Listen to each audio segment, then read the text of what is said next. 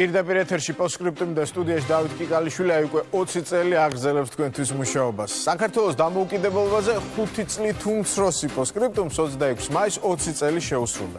ამასთან დაკავშირებით ეგა ქადაგიშვილმა და ლევან თეთვაძემ ფილმი მოგვიმზადეს, რომელსაც ახლა შემოგთავაზებთ. აღნიშნავ მხოლოდ რომ ამ წლების განმავლობაში ჩვენ ერთად ბევრი რამ გადაგვხდა თავს. რაღაც დავკარგეთ და რაღაც შევიძინეთ. მარცხიც გქონია და გამარჯვებებით. მაგრამ მგონებ ყველაზე მთავარი ისაა, რომ ერთმანეთი შევინარჩუნეთ და მომავალ კვირას საღამოს 9 საათზე კვლავად შევხვდებით. დღეს მე ამით დაგემშვიდობები და ერთს დავამატებ პოსტსკრიპტუმში 20 წლის განმავლობაში უამრავი ნიჭიერი, კარგი და თავისი საქმის მოყვარული ადამიანი მუშაობდა და მუშაობს. ჩემ და სამწუხაროდ ყველა ვერ მოხვდა ამ ფილმში და მათ ვეთქვი. პოსტსკრიპტუმს და რაც მთავარია მის მაყურებელს თქვენ ახსოვხარ და უყვარხართ. მომავალ შეხვედრამდე.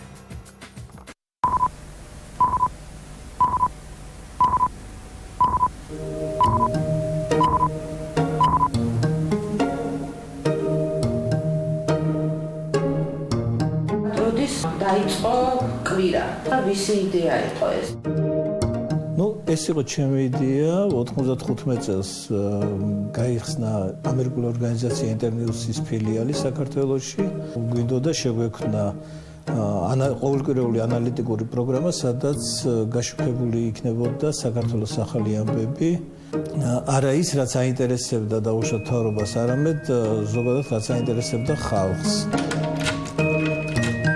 დავიწყეთ ჟურნალისტების ძებნა, ვეცადეთ აგვერჩია არა პროფესიონალი და გამოცდილი ჟურნალისტები, არამედ ახალგაზრდა გამოუცდელი, მაგრამ ამბიციური. პროგრამა კვირა ეს არის ჩემი შვილივით, მე შევქმენი თავიდან ბოლომდე.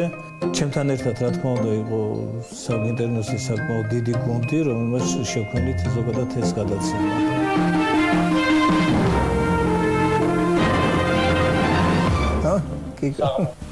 საუბრობთ საპატრიო მულტელე მაყურებელო პირველ რიგში მინდა წარმოგიდგინოთ საკუთარ თავი მე გახლავართ დავით კიკალიშვილი. ხო, არ ვიცი, ეხლა მე სულ მიფიქრია, რომ ჩემ თავს თუ მივიღებდი სამსახურს. საქართველოში არსებობა დამოუკიდებლობა გადაწყვიტეს, რომ ძალაერთობაშია და გაერთიანდა.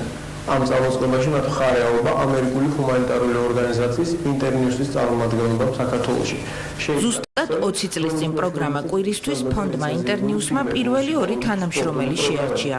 ერთი წამყვანი ამ საქმეში გამოუცდელი დავით კიკალიშვილი. პროექტი ერთ-ერთი კვირის საინფორმაციო პროგრამა. მე და ირაკლი რეჟისორი ამ გადაცემაში. როცა პირველად რომ დავიწყეთ ჩაწერა, მახსოვს დაახლოებით 42 დუბლი ჩავწერე საღამომშვიდობისა თქვენ უყურებთ გადაცემა კვირას. დასავლეთელი დამკვირვებლების აზრით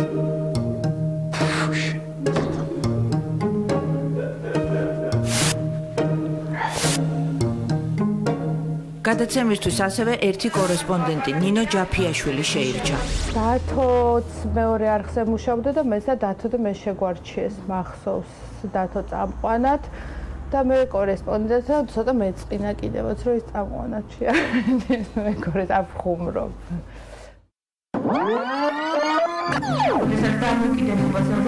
ასე დაიწყო გადაცემა, რომლის ანალოგი მედია სივრცეში არ არსებობდა. კვირა საქართველოს მასშტაბით ეთერში უნდა გასულიყო და დამოუკიდებელი ქვეყნის ჟურნალისტიკაში ახალი სიტყვა ეთქვა. გამოუცდელი და ამბიციური ახალგაზრდებისგან გადაცემის იდეის ავტორს კონკრეტული მოლოდინი ჰქონდა. პროგრამისათვის კვირა. მათ უნდა შეეცვალათ ზოგადად მიდგომა ჟურნალისტიკისადმი და ზოგადად მიდგომა სიუჟეტისადმი.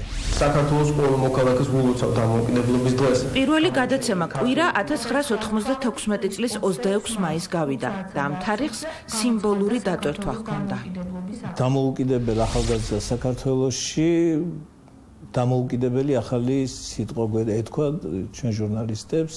პროგრამა, რომელიც გაჩნდა 20 წლის წინ, დღემდე არსებობს და დღემდე ერთ-ერთი ყველაზე პოპულარულია, რაღაც ფენომენია, რომელიც არ ვიცი როგორ უნდა ამოიხსნას. 26 მაისი დამოუკიდებლობის დღეს მთელ საქართველოში ვერ ზეიმობენ.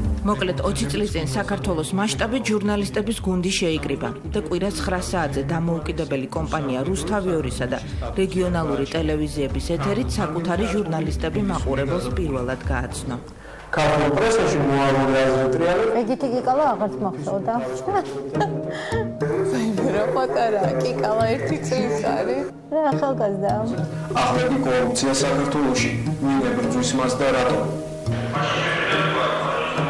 ძალიან ახალგაზრდები ვიყავით. Lasha Berulava, Polisia Alpenidze, Paata Todua, Tato Pipia. Polisia Alpenidze, Paata Todua სპეციალურად პროგრამისათვის კვირა ენგურის საკონტროლო გამშვები პუნქტიდან. რუსთავის მეტალურგიულ ქარხანაში მარტენის 8 ღუმელი ფუნქციონირებს. ქალაქის მერიასა და აღორძინების დაახლოებით 80,000 ლარი დაუждდება. ნინა ფაჯაია, გიორგი რამიშვილის სპეციალურად პროგრამისათვის კვირა.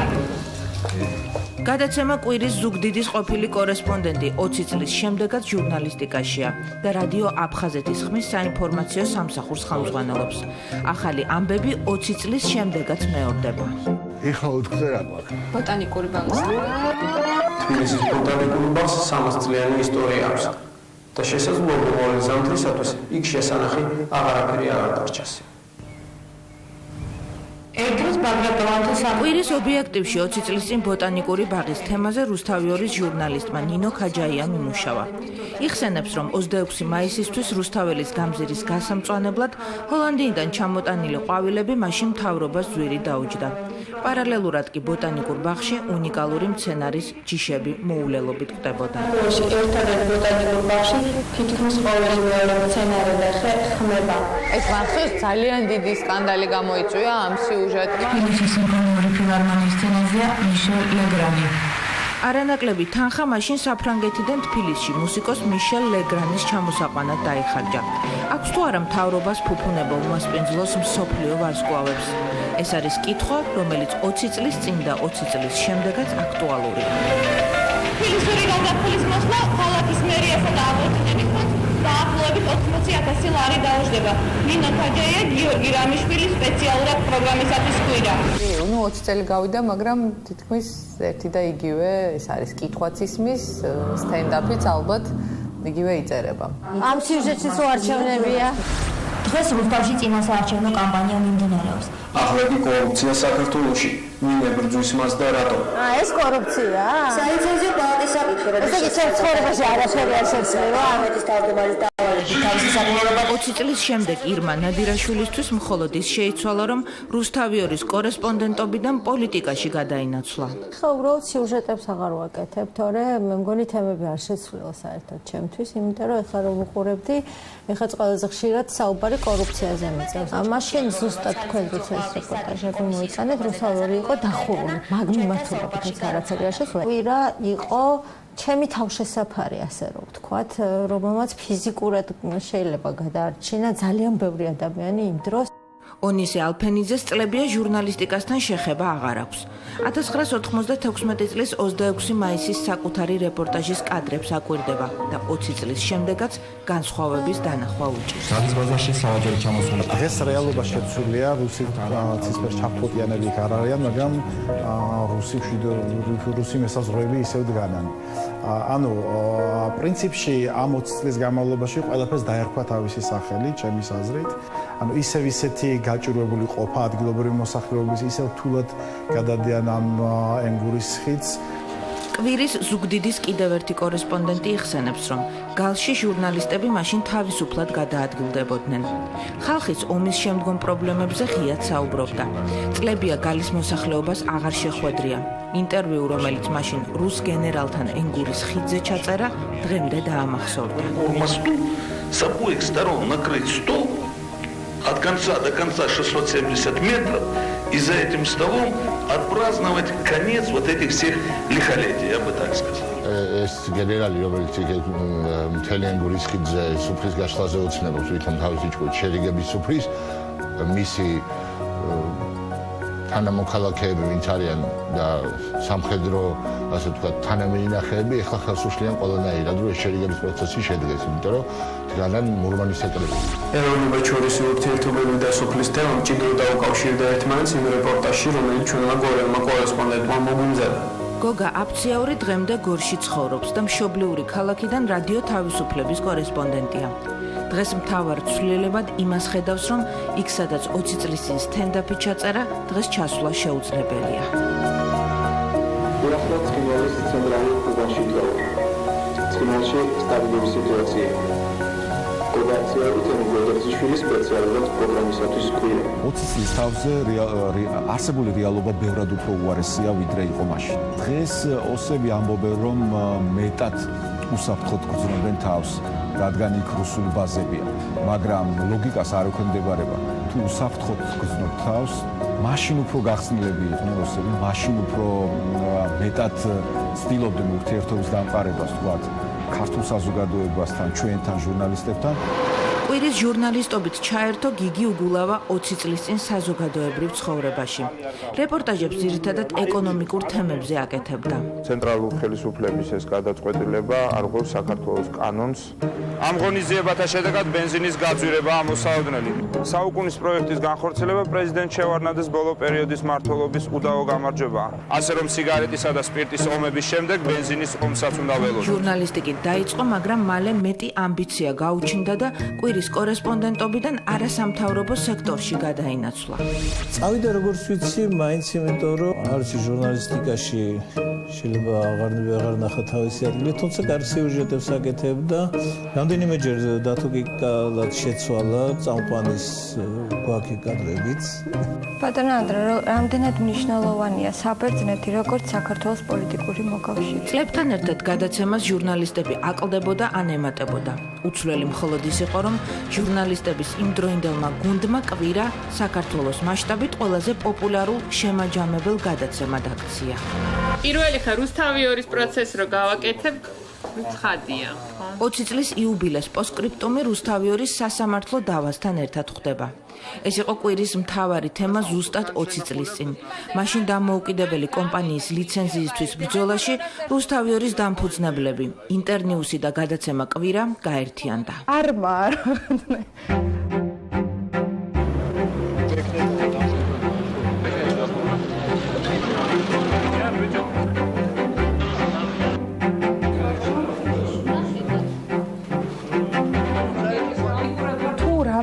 თამაშა ძალიან დიდი მნიშვნელობა მართლა დამოუკიდებლობის გააზრებაში. მე მგონი ამ ტელეკომპანიის არსებობითაც არის განპირობებული. რუსთავიორი თავისი წარმატებებით, პრობლემებით, გარღვევებით, ინოვაციებით, ჩამორჩენებით და ყველაფრით არის ის, რასაც მე მამარდაშვილი ამბობდა. რაღაცნაირად სარკეში ჩახედვა, საკუთარი თავის დანახვა. როგორები ვართ?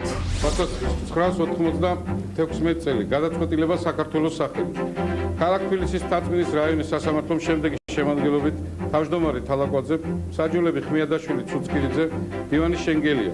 უკანონოდ შეწყვეტილი მასობრივი ინფორმაციის საშუალებათა აღდგენის შესახებ ეთქვას უარი უსაფუძვლობის გამო.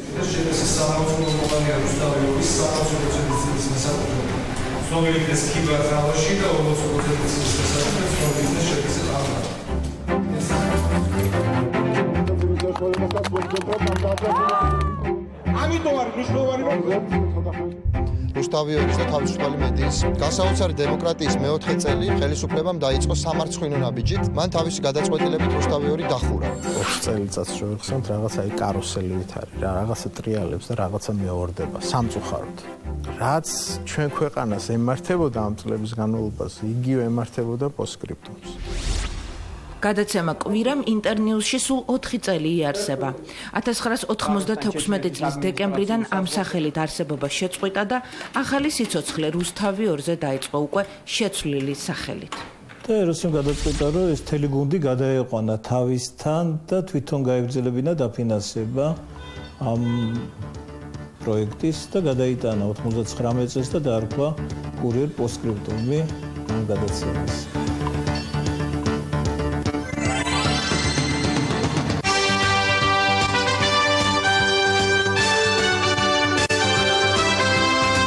რა თქმა უნდა, გული დამწდა, მაგრამ საბოლოო ჯამში მაინც ეგრე უნდა მოხდარიყო, შეიძლება 99-ში არა, მაგრამ 2000 წელს მაინც გავგვითავდებოდა ჩვენ დაფინანსება და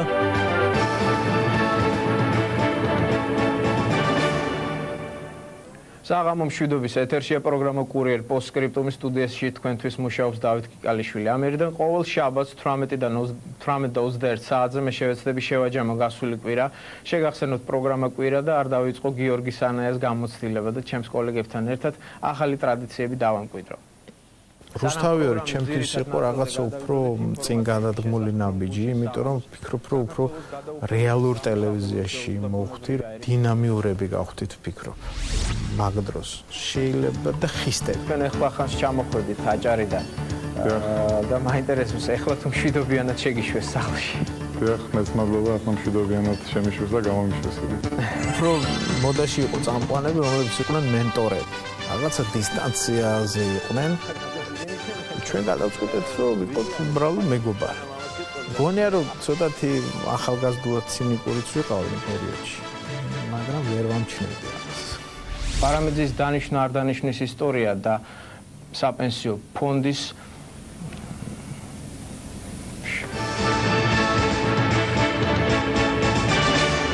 საღამო მშვიდობისა. კვლავაც გილოცავ, თუმცა რა არის მოსალოცი სიმართლე გითხრათ არ ვიცი. შესაძლოა ძველით ახალი წელი, შესაძლოა ის რომ ბოლოს და ბოლოს შევარდნაძემ გადაწყვიტა წამოეყენებინა თავისი კანდიდატურა. ანუ 5 წელი ახლა ხო იქნება პრეზიდენტი, მე მაგაში ღმად ვარ დარწმუნებული. აი მეორე 5 წელიწადში რომ შევიტანო საკონსტიტუციო ცვლილება და საქართველოს პრეზიდენტად ისევ არჩეული იქნეს ედვარდ შევარდნაძე. ვინ არის ვადებული, მე რო დამარხდი. და რა ფული რის ფული, ვინ მომცა დამარცხეს ისიც შემიჭამი, როგორც ხალხს ისევე. და ხელისუფლება ალბათ კვლავ დაპირებებს დაარიგებს. იბრუნოთ, რის დაბრუნება შეიძლება? შევეცდები. მოხრიალებ. კალბატონო ირინა, დამნაშავე ხაინდრავა გვეგონა და ჯუღელი აღმოჩნდა. თუ ამ პროგრამას უცქერთ, ესე იგი ცოტა ხნით შუქი გაქვთ და გასულ კვირაზე ერთად ვიმსჯელოთ. სვარგეთილში ვცხოვრობ და არა გვაქვს შუქები, ჩვენ და ვერ უყურებ ამისთან გადაცემებს. შუქი არა გვაქვს.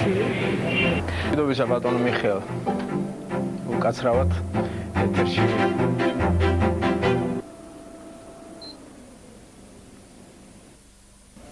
უკაცრავად ამ შეფერხებისათვის ეს ჩვენი ბრალი ნამდვილად არ არის. საღამო მშვიდობისა ბატონო მიხეილ. საღამო მშვიდობისა. საინტერესო რამეები ხდება წინა ჩემი გამოშვისი რუსთავი ორის ეთერში 2 წუთით ადრე გაითიშა ჩემი მშობლიური ვაკის რაიონი, როგორც ნახევარით ქალაქი ახლაც პირდაპირ რუსთავი ორი გაითიშა. იმედია რომ ეს მე არანაირად არ მეთვიმეტობ. ლამპის შუქზე მეცადინეობა, გაყინული კლასები და უხელფასო მასწავლებლები ნამდვილად არ ყოფილა ჩვენი ოცნება. ახლა უკვე პოსტსკრიპტუმი რუსთავიორზე ისევ საქართველოს მასშტაბით და ისევ იმავე სიმწვავით ხალხის სოციალურ პრობლემებზე ამახვილებდა ყურადღებას. აი რა ხასიათზე დადგება მასწავლებელი ბავშვები 45 თვალი, რომ გიყურებს 45 წყვილი თვალი. სიალამ დივანს 32 წლის პედაგოგობის მანძილზე არ ახსოვს ასეთი მძიმე დღეები მასწავლებლებისათვის. ზუსტად 16 წელი გავიდა, რაც სიალამ დივანი პოსტსკრიპტუმის ერთ-ერთი ყველაზე გახმაურებული რეპორტაჟის გმირი იყო. აი ბავშვი რო იმაგეს გეტყვის გაკვეთილზე. რომ მასწავლებელო მე დღეს ჩაი არ დამილევია და ცუდად ავარ.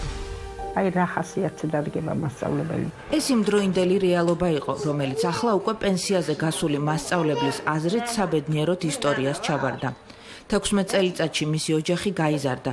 თავად პოსტსკრიპტუმის ერთგულ მაყურებლად დარჩა, თუმცა ფიქრობს, რომ ამდენი წლის შემდეგაც ქვეყანაში ნომერ პირველ პრობლემად მძიმე სოციალური ყოფა რჩება. არ იყო ისეთი გადაცემები, როგორც ჰქონდა იმას ჟურნალისტური გამოძიებები ჰქონდა არაჩვეულებრივი. სიმართლეს ამბობდა და იმიტომ იყო მნიშვნელოვანი. ამბობენ, რომ თქვენი სპეცრაზმი გამოძახებულია იმისათვის, დღეს რუსთავი ორში შემოვიდეს უშიშროება. თქვენ დაეხმაროთ ამაში.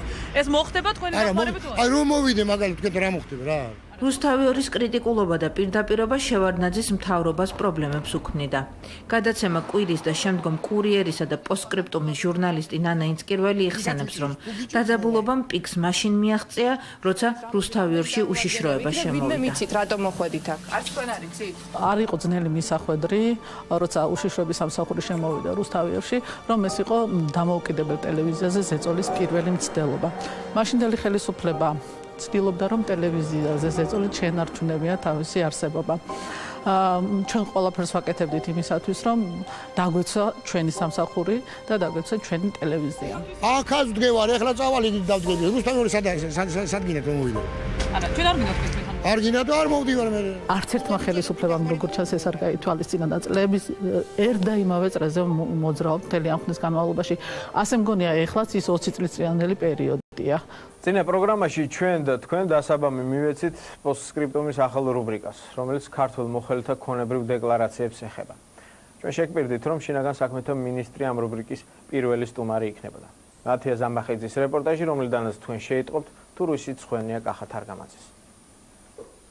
მე ვფიქრობდი სიმართლე გითხრათ, ცხენ უნდა კიდევაც შინაგან საქმეთა მინისტრს ესეთი მცირე ქონება აქვს, ხო? თანამდებობის პირების სატელევიზიო ვარიანტის ქონებრივი დეკლარაციების პირველი ავტორი ნათია ზამბახიძე იყო. ამ სიახლემ იმდროინდელ მედია სივრცეში ჩინოვნიკები მაყურებელს სხვა თვალით დაანახა. ქონებრივ დეკლარაციაში შეტანილია რამდენიმე მიწის ნაკვეთი. დავით გამყრელიძე მქონება და სახელი სადაზღვევო საქმიანობით შეიძინა. რაღაც საბინაუშენებლობა უნდა დაწყებულიყო გვარდიელებისთვის და მაშინ მერგო. მე რო თქვა რომ არ იმივარ, არავინ დამიჯერეს ხო? აი ეს არის. თუ ეს არის წყარო ჩემი მილიონერობისა და თქვა მილიარდერობისა, მე ვაცხადებ რომ ვარ. მოდი გავაკეთოთ ამე. მოდი გავაკეთოთ ამე. ცნობილ საკმაოდ დიდი უნდა იყოს სახელმწიფო მოხელეში 2050 წელს. ეს ხუთსართულიანი კორპუსი საბურთალოზე სპეციალისტების სახლის სახელით არის ცნობილი, თუმცა ბევრი მას ჟვანიას სახლს ეძახის. ქორწილიდან მოყოლებული ჩვენ მქონდა გარკვეული თანხა. ეს იმდენად ქონება არ არის, ეს არის საბრძოლო ტროფეი. ნარჩემაშვილის ხელფასი აქამდე 200 ლარი იყო. ეს ახლა ზოგი გადმოდის ძველი დროიდან. ამ სიმღერის ტექსტიც გუბერნატორს ეკუთვნის. დღე თოვლიდამზე მის გარშემო უხვადა. კი, ძალიან დიდი რეზონანსი ჰქონდა სხვათა შორის და ის პერიოდი ძალიან საინტერესო იყო. ქვეყანას ეხმარებიდა და ჯებსიძეს არ უშოვიდი სამსახურს. ჩემი ხელფასი იყო იუსტიციის საკუთრ 3 წლის განმავლობაში 1000 ლარზე მეტი. იქამდე კი ჰოლანდიიდან ჩამოყვანილი ჰონდა ჰქონდათ. იყო 13 წლის, მაგრამ იმ ხონდის იმდენად მართლა კარგი მანქანა იყო, რომ ხონდეს ფული სიამოვნებით გადავჯდებოდი ბევრად უკეთეს მანქანაზე.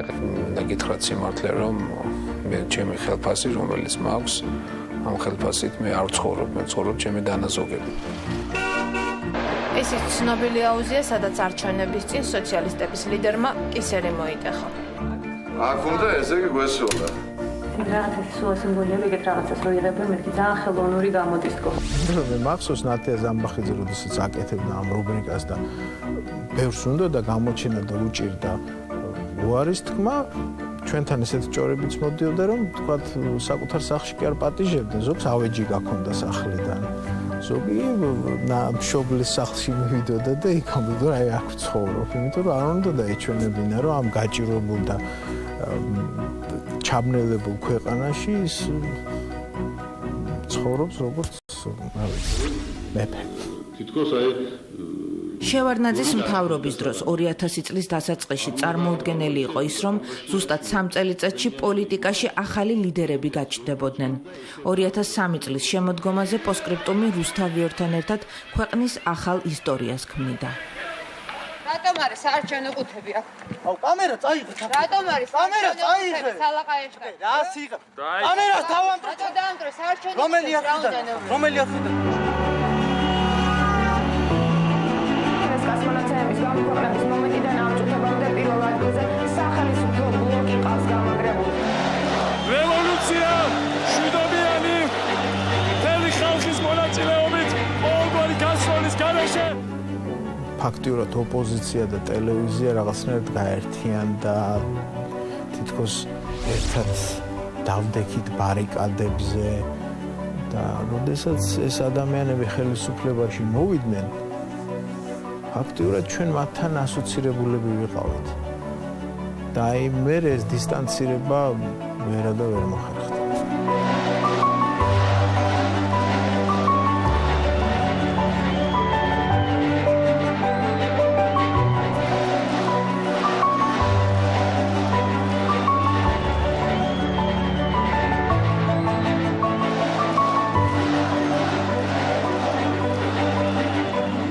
იმდენად გატაცებული ვიყავით ამ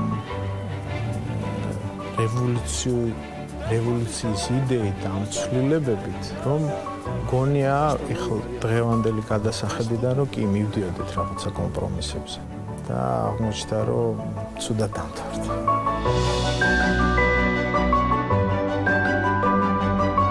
რევოლუციურმა სულისკვეთებამ პოსკრიპტუმს რევოლუციური ცვლილებები მოუტანა.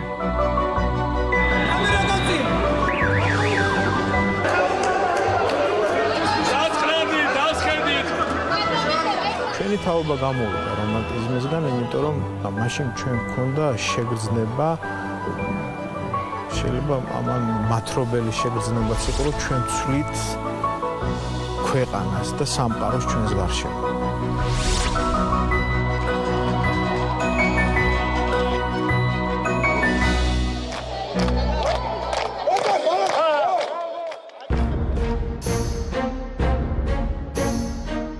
პოსტსკრიპტუმი მსოფლიოს გარშემო. რევოლუციის შემდეგ ეს გადაცემის ახალ სლოგანად იქცა.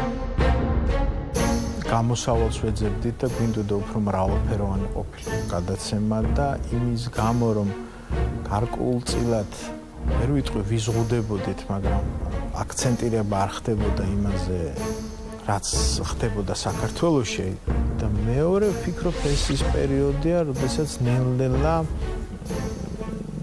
ჩვენი თანამოქალაქეები თავიდან იწყებდნენ ამ სოფლიოს აღმოჩენას. დაახლოებით 3 ტანკი და 5 ჯავშანი მანქანა იდგა. ათობით ეგვიპტელს დღე და ღამე ამ ტანკების ბორბლებში ეძინა.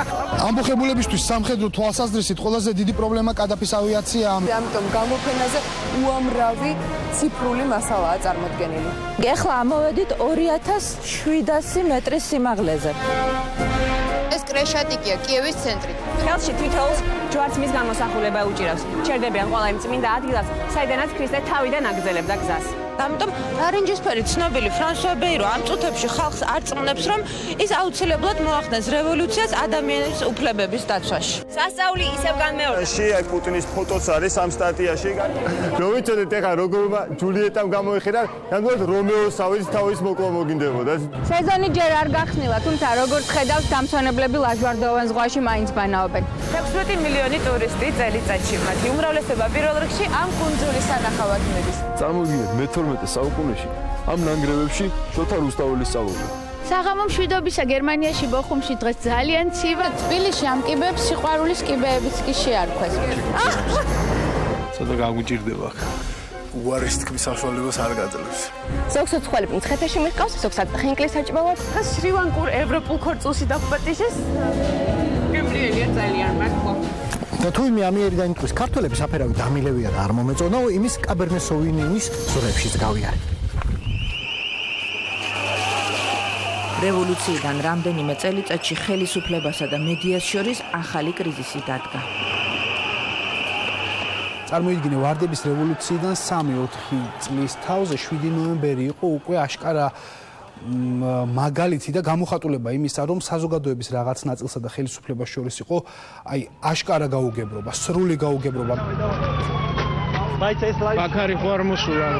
პოსტსკრიპტუმის გუნდი 2007 წლის 7 ნოემბერს ტელეკომპანია იმედთან სოლიდარობის ნიშნად გამაგდა. იმ საღამოს მოვლენებს კურიერი პირდაპირ ეთერში აშუქებდა. მათთან სატელეფონო კავშირი შეუძლია. მე ხა შემიძლია გითხრათ, რომ ამ წუთებში პატრულის და პოლიციის თანამშრომლები გამოჩნდნენ.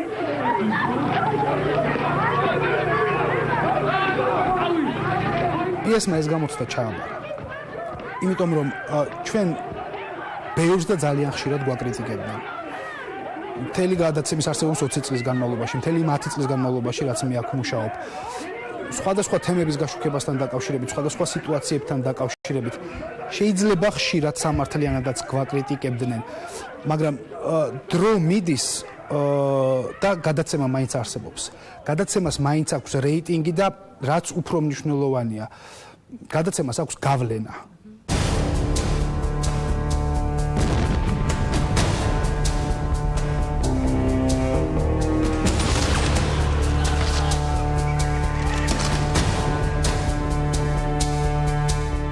ნოემბრიდან ერთ წელიწადში კი პოსტსკრიპტუმი პირველად მისი არსებობის ისტორიაში 2008 წლის აგვისტოს ომში ჩაერთო.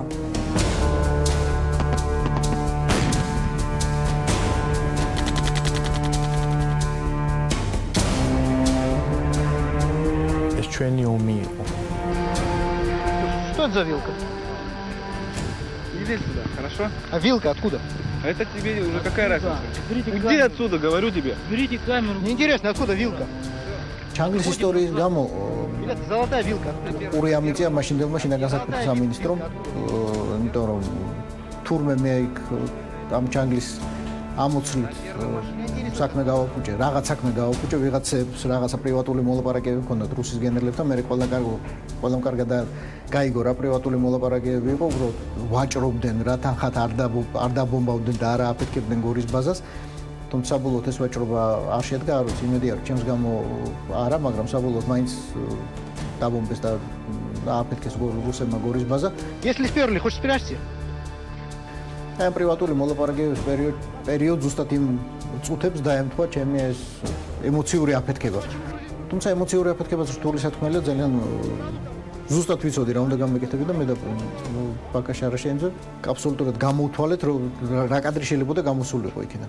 ოქროს ჩანგლის კადრმა ყოველგვარი ყალბი ჟურნალისტური კეთილწობის გარეშე სოფლიოს ყველა ტელევიზია შემოიარა. მე და ოპერატორი ბაქარაში არ შეიმძე ამ ერთ ჩანგალს კინაღამ აქვე ადგილზე შევეწირეთ, მაგრამ არა უშავს. ამ ერთ კადრად ალბათ ღირდა. ხოლო იმისთვის რომ აქ მეორე ჩანგალზე მოსული რუსი და ოსი ბანდიტები აღარ ვნახო მზად ვარ. გორელი ბებია ჩემის განჯიიდან ერთი ჩანგალი მე თვითონ გავატანო. ნაძე, ბადავის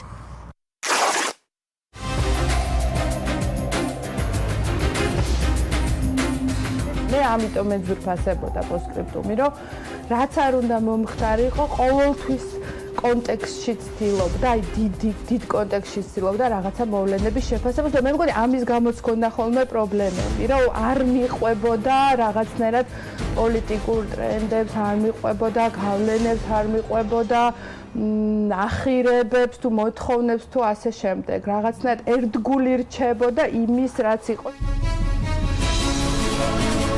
მაშინ მედიის თავისუფლების ხარისხიც არ იყო საქართველოში ძალიან მაღალი.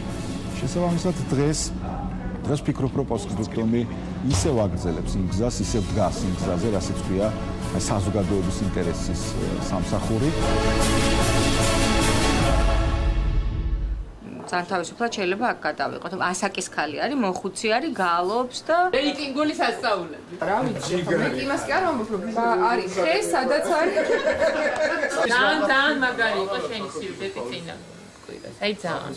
არის დაგვირგვინება იმისი, რაზეც იყო ეს სიუჟეტი, მაგალითად, სარეკრეაციო ზონების გაუქმება.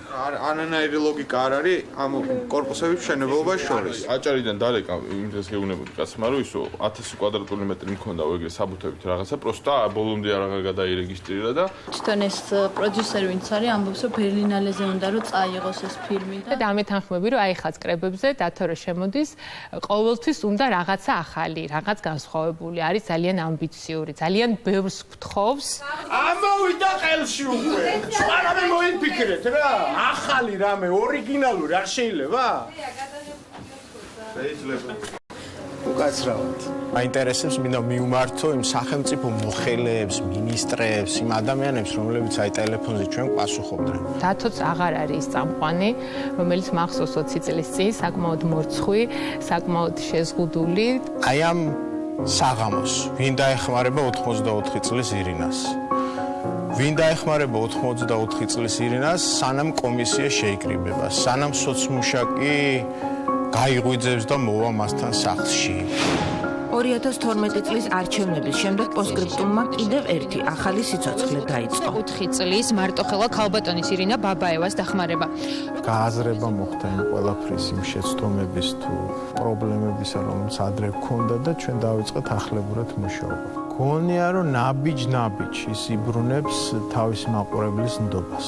არ არის ესე მარტივი ჩემი 20 წლიანი გამოცდილებიდან გამომდინარე. შეიძლება ძალიან ბანალურად ჭხერს, მაგრამ ძალიან ბედნიერი ვარ, რომ რამოდენიმე ოჯახის ცხოვრება შევცვალე უკეთესობისკენ. გიორგი კავთუაშვილი 13 კვადრატული მეტრის დასარეგისტრირებლად პირველად წელიწად ნახევრის წინ იუსტიციის სახლში მოვიდა.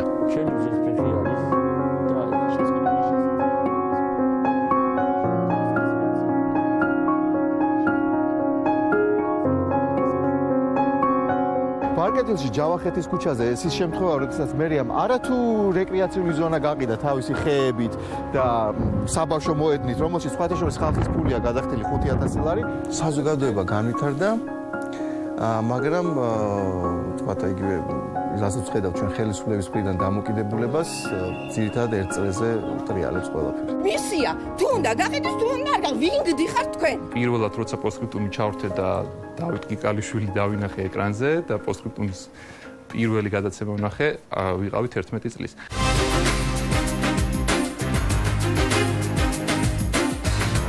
შენობა, რომლის ისტორია ყველაზე მჭიდროდ უკავშირდება ეროვნულ ვალუტას, მაგისტრალური გასადენი არაერთი წელია რუსულ-ქართული ურთიერთობების საჯილდაო ქვა. ეს კორპუსი უკვე აგურ-აგურ იშლება და მის გამაგრებას სულ მცირე 880,000 ლარი სჭირდება. ეს წესით იყო 10 წლის წინ, მაშინ მხოლოდ 10 წლის ისტორია ჰქონდა.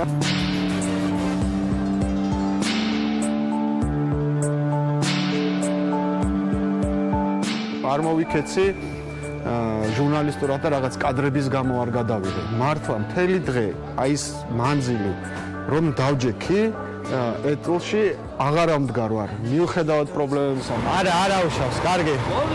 ესე ვერ ამოვალ. ძიმია ეს და. კარგი. არა. მთელი დღის განმავლობაში ზუსტად ისე ვიცხოვრე, როგორც უნდა მეცხოვრა.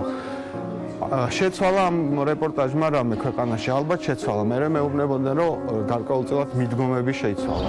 წინასწარი გამოძიების დროს ჩატარდა ექსპერიმენტი, რა დრო დაშირდებოდა კი ალანიასა და მის თანამზრახველებს ვესელიზის ქუჩიდან ოქროყანაში ასასვლელად და უკან დასაბრუნებლად. გირგვიანი საქმე, იყო მნიშვნელოვანი არა მხოლოდ პოსტსკრიპტუმისთვის ამ შემთხვევაში, მთლიანად ჩემთვის თუ როგორ ვიმუშავებდი შემდეგ. იმიტომ რომ ეს იყო საქმე, როდესაც ესე ვთქვათ, პირველად მომიწია მასშტაბურად დოკუმენტებთან მუშაობა. 28 იანვარს აქ ყველაფერი თოვლით იყო დაფარული. უამრავი კითხვა პასუხგაუცემელი რჩება. ამიტომ ჟურნალისტებს ისევე როგორც გამოძიებლებს აქ ამოსვლა ალბათ კიდევ ბევრჯერ მოგვიწევს. პრინციპში აი ამან მე განსაზღვრა მთელი ჩემი მუშაობის სტილი. 3 წლის ლილე გვანდებისა და პოლიპების პოსტოპერაციული გართულების შედეგად გარდაიცვალა. მახსოვს, როცა რუსთავიორის ამბები იყო, აი ახლა ბოლო ამბები დამირეკეს ამ ლილეს მშობლებმა და მითხრეს, რომ ჩვენ ყოველ დღე ვდგავართ მართლა ძალიან ემოციურია ჩემთვის, იმიტომ რომ როგორც თქვენი დექით, მაშინ ჩვენს გვერდით, ესე ყოველ დღე ჩვენ მოვდივართ და ვდგავართ რუსთავიორის გვერდით. მე მოვედი პორტრეტების იდეით და გავაკეთეთ ახალი რუბრიკა პორტრეტები.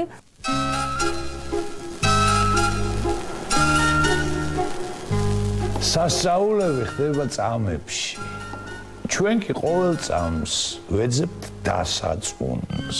არქივებსაც ვიყენებდი, თქვათ, ხვინჯოს, ნათია ზამბახიძის სიუჟეტები ბევრჯერ მინახავს და მე მიფიქრია, რომ მე რაღა უნდა ვთქვა, იმიტომ რომ ამ ადამიანებმა გააკეთეს ეს ყველაფერი არაჩვეულებრივად და ამიტომ ვცდილობდი სხვა კუთხე მომეძებნად. საიდან წამოვიდნენ ეს გმირები? ჩემი ტვინის ხვეულებიდან და მახსოვრობიდან.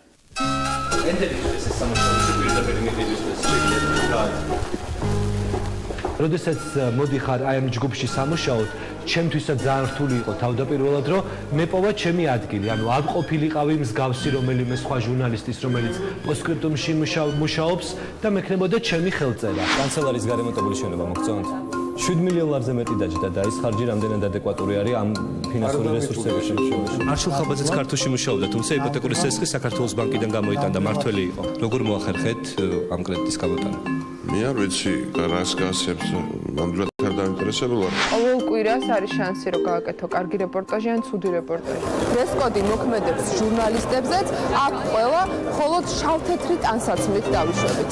კანის ფესტივალზე გამოვყოფ იმას, რომ ერთადერთი ტელევიზია დავრჩით სოფი ლორენთან ერთად დარბაზში და მოგვეცა საშუალება, რომ ჩვენ შევსულიყავით. It was amazing. Could you tell us?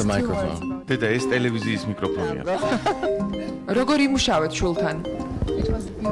შესანიშნავად, გადასაღებ მოედანზე კარგად გავუგეთ ერთმანეთს. სამჯერ ჩავწერე სხვადასხვა დროს ტარანტინოს. Hello, bonjour, bonjour.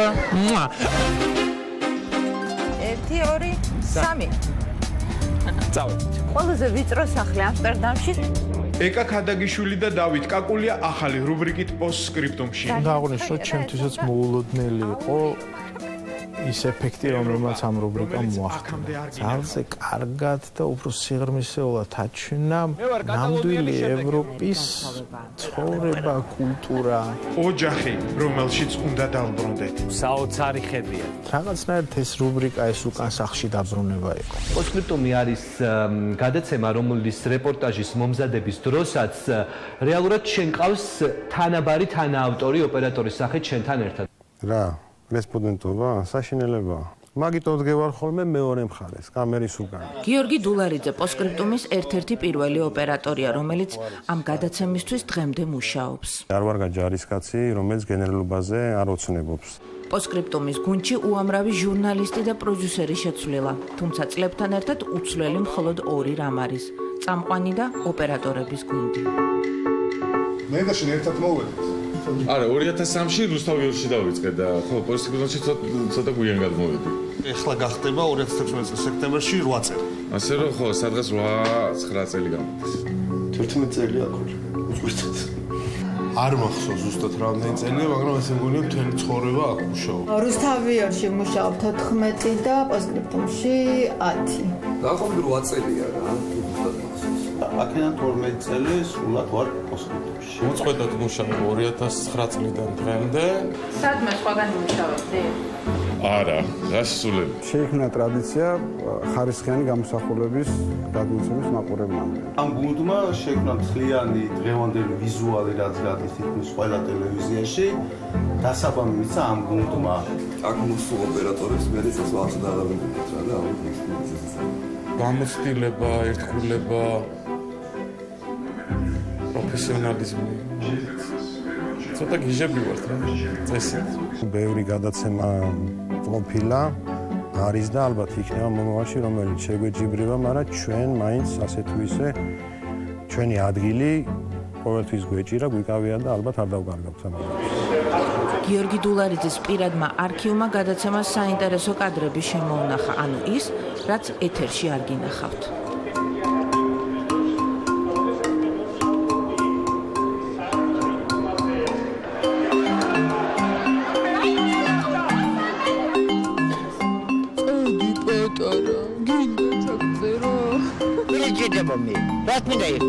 არა, მასაში უნდა ვჩამდე მას. ძმამ ცოტა შეგვიშალა ხელი მუშაობაში, თუმცა მე არ აქ აიღებს საკუთარ მეორე სიცოცხლეს. ლარის კურსი დოლართან იმაში თავიდანია, რომ გამოგრევის იქითაც უკვე არა. მისი მთავარი დანიშნულება საქართველოს ოფისის მეურნეობის გადარჩენა იყო.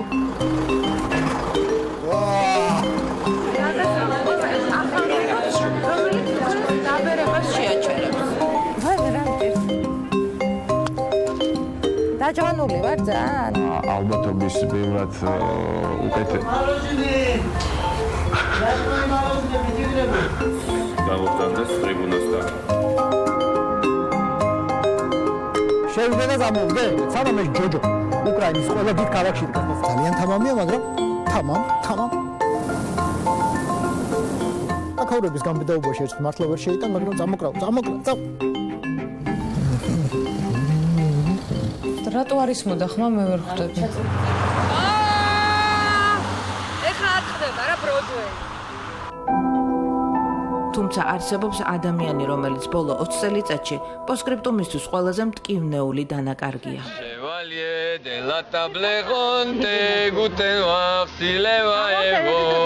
ყველაზე მძიმე დღეს გავიხსენებ ჩემი ჟურნალისტობის ისტორიაში. ეს არის დღე, როდესაც გოჩარამიშვილი გარდაიცვალა და არ შემიძლია ეს არ თქვა, მასთან ერთად მე პირველი დღიდან მუშაობდი რუსთავიორშიც, კვირაშიც და ეს იყო საშინელი პერიოდი ჩემს ცხოვრებაში. გოჩა რომელსაც არასოდეს არავინ არ ვაპატიებ, რო დაიღუპა. და ბახეს ძალიან გავბრალდი. სად მიდიხარ მეთქი რა შრები თქო და რაღაც სპეცრაზმის გადაღებაზე მივდივარ თუ სწავლების თუ წურთვნი ისო და მოვალო და მე დავლაპარაკო და მახსოვს რომ გავაცილე. ამ სამონტაჟოდან გავიდა და წავიდა გადაღებაზე და აღარ მოვიდა. საკუთარ სიკვდილი გადაიღო. სად ვარ? მეც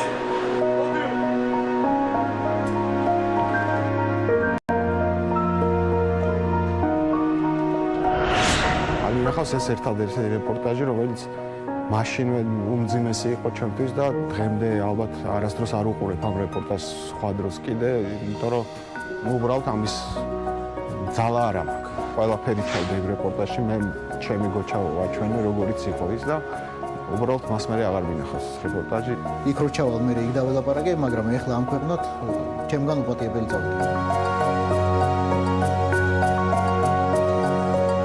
ერთადერთი ნუგეში რაც არის ის რომ გოჩას მეუღლე დღეს ჩვენი გუნდის წევრია და მისი ოჯახი ისევ დარჩა პიესის დიდი გუნდის წევრად.